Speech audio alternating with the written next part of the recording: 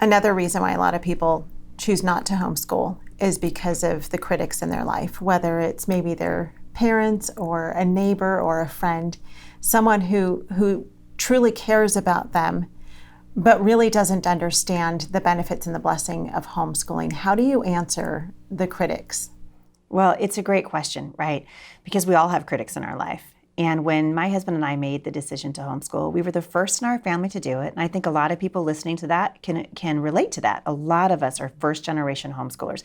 Never thought we would do this thing, never wanted to do it. And so we make what is considered to be a radical decision, right? And of course, people are going to look at that and go, why would you do that? And I always like to tell parents, first of all, fruit takes time to grow. I live in Washington State, and we are very proud of the fact that we grow apples here. So golden delicious apples, Gala apples. We grow all these apples. No one would ever go up to a man who is planting his orchard and a year and a half into it, when his saplings are just taking root and maybe he's got 1.5 foot sapling poking out of the ground. They're never going to go up to him and squint at the sapling and say, "What's wrong with your tree? I don't see any fruit on your tree." But they'll do that to you. They'll do that to a parent. You see, fruit takes time to grow. Your children, the fruit will be borne out over time. And I think it comes back to the insecurity of the parent, right? To say, oh my goodness, I actually don't know if this is going to work or not because I haven't been doing it long enough. I don't have time to see any fruit on my trees. And so I always tell parents 2 things that are very important. 1, fruit takes time to grow.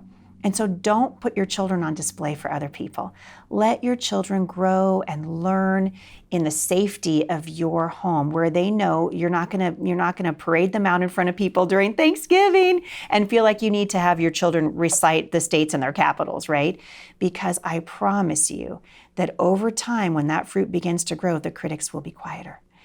Jay and I have been homeschooling now for a very, very long time. And guess what? Not a single person in our family is criticizing what we're doing anymore. Why? Because there's fruit. So the first thing is to know that fruit takes time to grow. And the second thing is that you need to take confidence in what you know that you are capable of doing as a parent. And so you don't need to answer your critic. You don't need to answer your critic. You can be confident and say, I know this seems like a kind of off-the-wall solution, but we know it's going to work and we're excited. And then walk, because when your kids see that you're confident in that, guess what they're going to be? They're going to be confident also. And so your kids are taking their cues from you. So I always like to tell parents, listen, you're never going to be able to silence the critics, but you don't need to silence them. You only need to silence the voices in your own heart until such a time as your kids begin to show fruit, and they will, so be confident in it.